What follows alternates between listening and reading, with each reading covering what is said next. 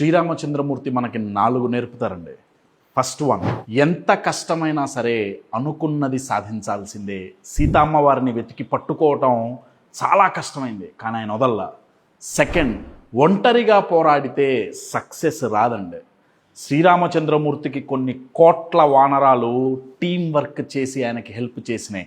మన ఐడియాని నచ్చి మనతో మన గోల్ అచీవ్ చేసేంత వరకు ట్రావెల్ చేయటానికి నలుగురిని ఇన్స్పైర్ చేసి మోటివేట్ చేసిన వాడే నాయకుడు అండి. అది చాలా గొప్ప నాయకత్వ లక్షణం. థర్డ్, ఎక్కడికి వెళ్ళాలో మనకి తెలుస్తుంది, కానీ ఎలా వెళ్ళాలో ప్రతిసారి తెలీదు. సముద్రంలో వెళ్ళటానికి దారి కనపల్లా, దారి సృష్టించుకున్నారు.